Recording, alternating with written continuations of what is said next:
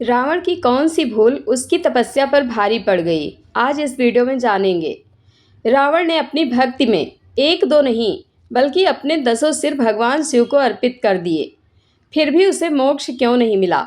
आखिर उनकी कौन सी एक भूल उसकी तपस्या पर भारी पड़ गई? जानिए इस चौंकाने वाले रहस्य को। जिस रावण ने अपने सिर काटकर शिव जी को चढ़ा दिए, उसे भी मोक्ष क्यों नहीं मिला? जवाब आपको हैरान कर देगा।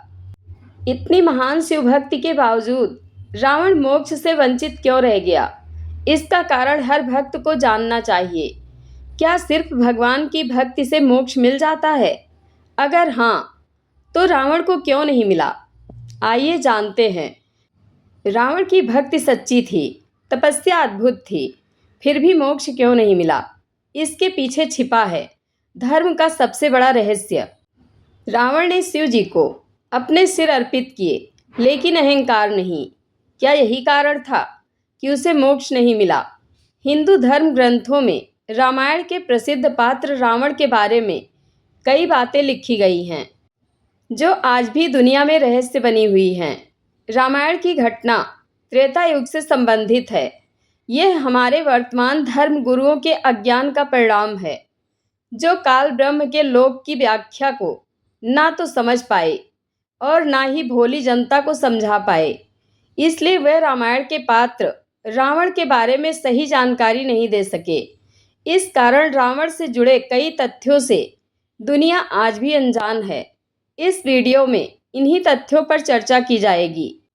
यहाँ हम सबसे पेचीदा सवाल का जवाब जानेंगे कि रावण महान विद्वान और भगवान शिव का अडिग भक्त होने के बावजूद धर्म ग्रंथों में राक्षस की श्रेणी में क्यों आता है? आखिर क्यों वह 84 लाख योनियों में फंसा रहा और मोक्ष प्राप्ति से वंचित रह गया? ऐसी सभी सवालों का जवाब हमें सूक्ष्म वेद में मिलता है। तो चलिए शुरू करते हैं।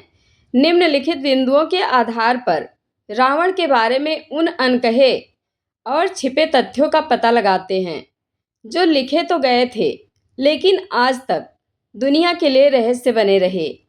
राक्षसों की उत्पत्ति कैसे हुई? आध्यात्मिक मार्ग में एक सच्चा गुरु महत्वपूर्ण भूमिका निभाता है। सूक्ष्म वेद में लिखित साक्ष्य बताते हैं कि पहले कुछ भक्त गुरुद्रोही बन गए और हठ योग, ध्यान, कठोर तपस्या के माध्यम से प्राप्त अपनी आध्यात्मिक उपलब्धियों का दुरुपयोग करने लगे।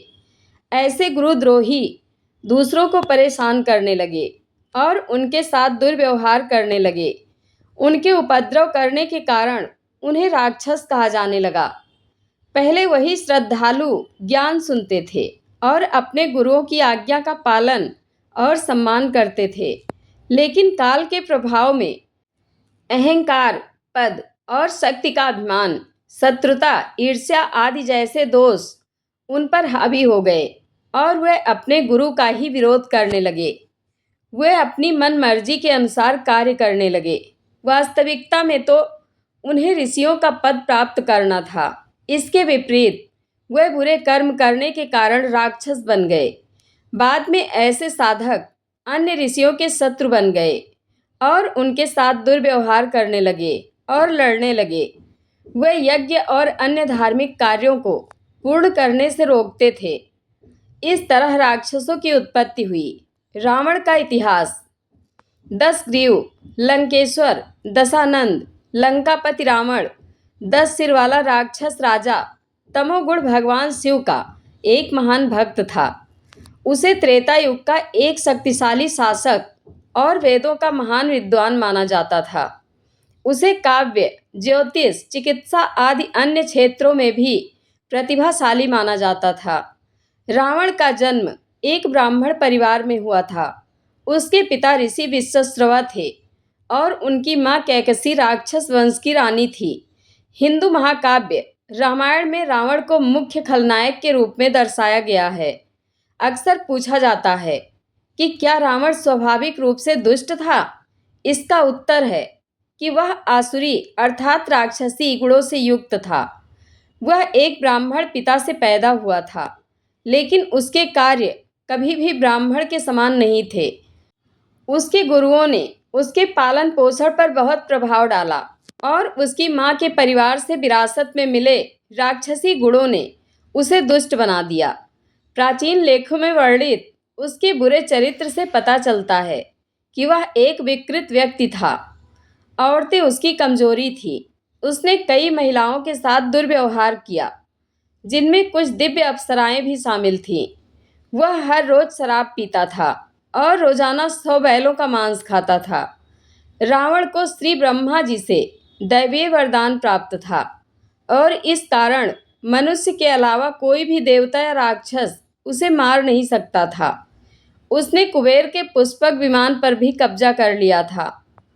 वह एक शक्तिशाली शासक था और कई खास गुणों में निपुण होने के बावजूद वह भगवान राम से युद्ध हार गया और उसे नरक भोगना पड़ा।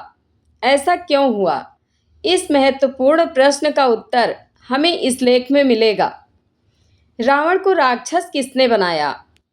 युगों से अज्ञानी उपदेशकों, गुरुओं, मंडलेश्वरों द्वारा अपने शिष्यों को भ्रमित किया गया है। रावण के मामले में भी यही हुआ। आध्यात्मिक ज्ञान की कमी और अज्ञानता के कारण त्रेता युग के सबसे भयानक राक्षस रावण का पतन हुआ। जन्म से ब्राह्मण रावण को अपने गुरु से ज्ञान प्राप्त हुआ था। रावण बहुत महत्वाकांक्षी था और वह राजा बनकर विलासितापूर्ण जीवन जीना चाहता था। उसके गुरुओं द्वारा स्थापित शास्त्र विरुद्ध धर्म कर्म ने उसके मन और हृदय को दूषित कर दिया। धीरे धीरे उसकी माँ से विरासत में मिली राक्षसी प्रवृत्ति भी उसके अवगुणों को विकसित करने में सहायक सिद्ध हुई।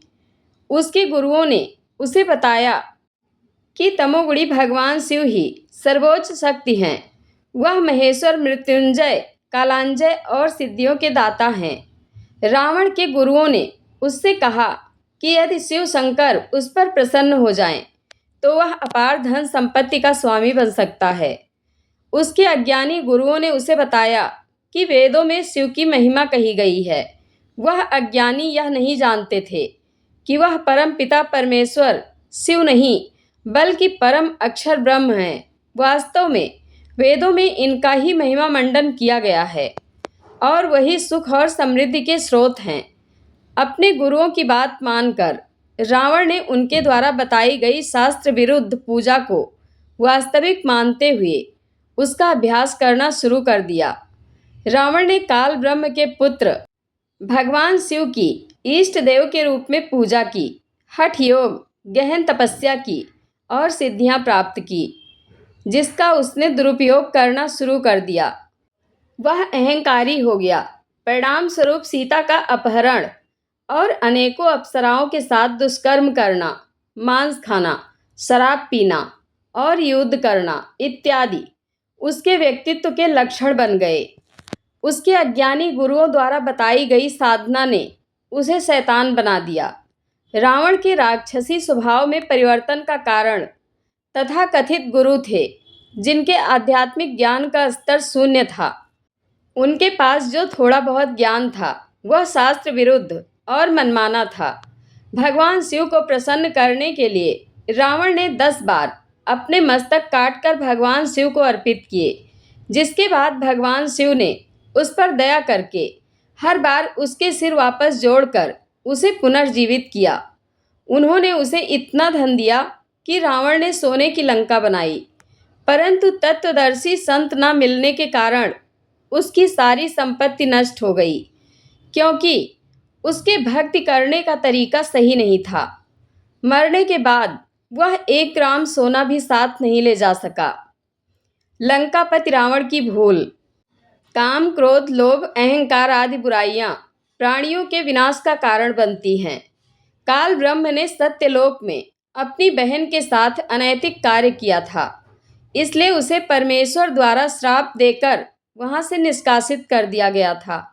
इसी तरह रावण भी दुष्ट था और उसने कई अमानवीय कृत्य किए।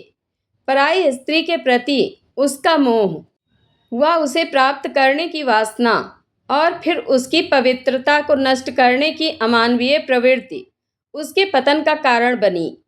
जब उसकी बहन शूर्पणखा ने उसे सुंदर स्त्री सीता के बारे में बताया, तब रावण ने षड्यंत्र रचा और सीता का अपहरण किया। लंका में उसने सीता को अपने प्रति समर्पित करने के लिए पूरी कोशिश की, लेकिन उसके सभी प्रयास व्यर्थ रहे।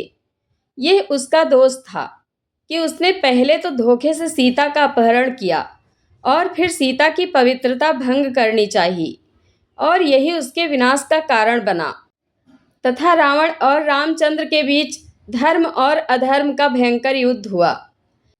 मंदोदरी का अपने पति रावण को समझाने का प्रयास विफल रहा। परमेश्वर कबीर जी त्रेता युग में ऋषि मुनीन्द्र जी के रूप में प्रकट हुए थे और उन्होंने रावण की पत्नी मंदोदरी और रावण के भाई विभीषण को अपनी शरण में लिया था। परमेश्वर कबीर जी ने उन दोनों को वास्तविक आध्यात्मिक ज्ञान दिया। तत्वदान से प्रेरित होकर मंदोदरी ने सोचा कि उसे यही ज्ञान अपने पति रावण को भी बताना चाहिए ताकि वह भी मोक्ष प्राप्त कर सके, क्योंकि वह तो ब्राह्मण परिवार में जन्म लेकर मांस खाना, शराब पीना आदि सभी पाप कर रहा है। वह यह भी जानती थी कि सीता का अपहरण रावण ने किया है तथा रावण सीता को पाने की हर संभव कोशिश कर रहा है। मंदोदरी ने रावण से सीता को भगवान राम को लौटाने का कई बार अनुरोध किया। उसने रावण को समझाया कि उसने सीता का अपहरण करके बहुत बड़ी गलती की है। ऋषि मुनीन्द्र जी ने पहले ही मंदोदरी को बता दिया था कि रावण की जान खतरे में है। उसे सीता को पूरे सम्मान के साथ श्री रामचंद्र जी को लौटा देना चाहिए, क्योंकि सीता कोई साधारण स्त्री नहीं है। लेकिन उसे समझाने के सारे प्रयास व्यर्थ गए। रावण के दुष्कर्म ही उसके चरित्र का हिस्सा बन गए थे। मंदोदरी ने रावण से कहा कि आपकी साधना गलत है। आप तमोगुणी भगवान शिव की पूजा करते हैं, जो पूर्ण परमेश्वर नहीं हैं। रावण ने मंदोदरी की बात नहीं सुनी और वह अधिक दृढ़ता से भगवान शिव शंकर की स्तुति करने लगा। भगवान शिव ने उसे सोने की लंका दी, सिद्धियां दी और मेघनाद जैसा वीर पुत्र दिया, जिसने देवराज इंद्र को हराकर स्वर्ग पर विजय प्राप्त की। अहंकारवश रावण ने मंदोदरी से प्रश्न किया कि क्या मैं भीख मांगने वाले गुरुओं को प्रणाम करूं? मंदोदरी ने कहा कि अज्ञानता के कारण आप जिस संत का अपमान कर रहे हैं, उसकी शक्तियों को आप नहीं जानते। अंत तक अहंकारी रावण मंदोदरी की बात से सहमत नहीं हुआ और उसने उसके सभी अनुरोधों को अस्वीकार किया। जब रावण ने उसकी प्रार्थना पर ध्यान नहीं दिया, तो मंदोदरी ने अपने पूज्य गुरुदेव ऋषि मुनीन्द्र जी से मदद मांगी।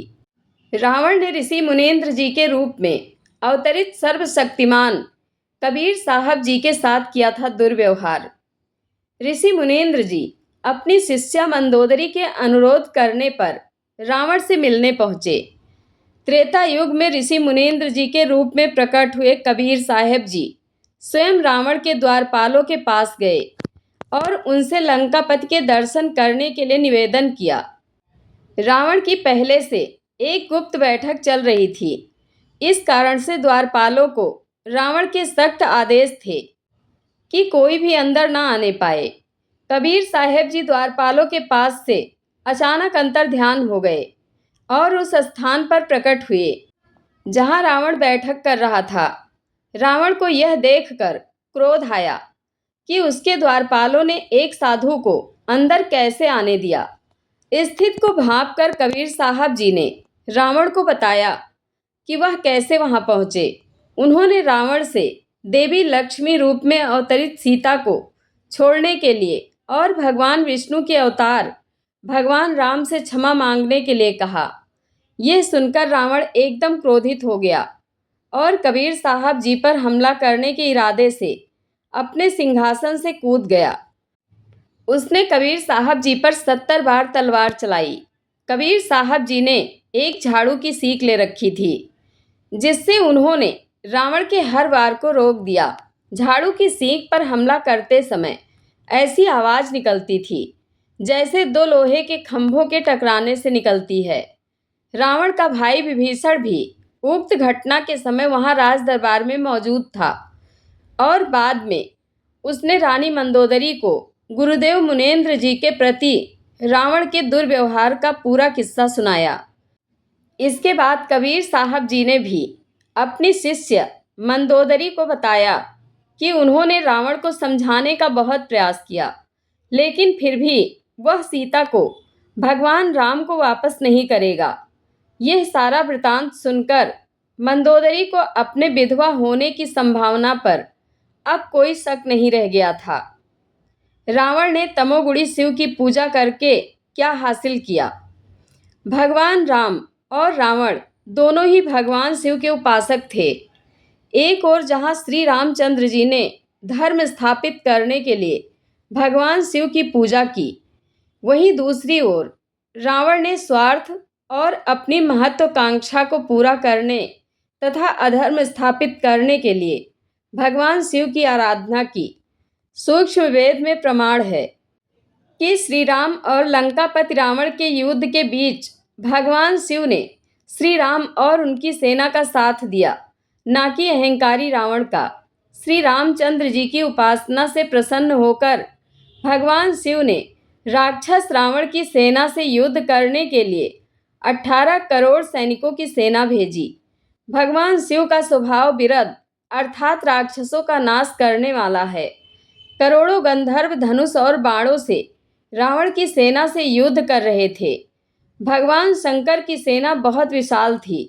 भगवान शंकर की सेना जयकार कर रही थी, जोश में नारे लगा रही थी, जबकि रावण की सेना के सैनिक भयभीत हो रहे थे। शिव की सेना अग्निबाणों और अग्निचक्रों से आक्रमण कर रहे थे और रावण की सेना के सैनिकों के शरीर जला रहे थे। भयंकर विनाश हुआ और आखिरकार रावण मारा गया। सोने की लंका का राजा होने के बावजूद अंत समय में रावण अपने साथ 1 ग्राम सोना भी नहीं ले जा सका, जिसे उसने कठिन तपस्या के बाद प्राप्त किया था और जो उसे बहुत प्रिय था। रावण की मृत्यु के बाद लंका का क्या हुआ? रावण की मृत्यु के बाद भगवान श्री राम ने लंका को पूरी तरह से नष्ट या अपने राज्य में मिलाने के बजाय रावण के छोटे भाई विभीषण को लंका का नया राजा घोषित कर दिया। विभीषण ने एक न्यायप्रिय और धर्म सम्मत राजा के रूप में शासन किया। विभीषण का राज्याभिषेक हुआ। श्री राम ने रावण के छोटे भाई विभीषण को लंका का राजा बनाया। विभीषण धर्मपरायण और न्यायप्रिय थे, इसलिए श्री राम ने उन्हें योग्य शासक माना। रावण का अंतिम संस्कार हुआ। श्री राम ने विभीषण से कहा कि शत्रुता केवल मृत्यु तक होती है, इसलिए रावण का पूरे ससम्मान के साथ अंतिम संस्कार कराया गया। लंका में शांति स्थापित हुई। लंबे युद्ध के बाद लंका में लोगों को राहत मिली। विभीषण ने धर्म, न्याय और प्रजा के कल्याण के अनुसार शासन किया। श्री राम अयोध्या लौट गए। विभीषण को राज्य सौंपकर श्री राम, सीता जी, लक्ष्मण और वानर सेना पुष्पक विमान से अयोध्या लौटे। वहाँ श्री राम का राज्याभिषेक हुआ और रामराज्य की स्थापना हुई। क्या स्वर्ण लंका नष्ट हो गई थी? नहीं, रामायण के अनुसार पूरी लंका नष्ट नहीं हुई थी। युद्ध में बहुत विनाश हुआ, लेकिन स्वर्ण लंका का राज्य बना रहा। विभीषण ने उसी लंका पर धर्मपूर्वक शासन किया और उसे फिर से समृद्ध बनाया। ध्यान दें, कई पौराणिक परंपराओं में रावण की मृत्यु के बाद उसकी गति और मोक्ष के बारे में अलग अलग मत मिलते हैं। यह विभिन्न ग्रंथों और परंपराओं में अलग अलग रूप में वर्णित है। जय श्री राम। आप लोगों को यह जानकारी कैसी लगती है? कमेंट बॉक्स में अपनी राय अवश्य दें। वीडियो को हाइप करना ना भूलें। धन्यवाद।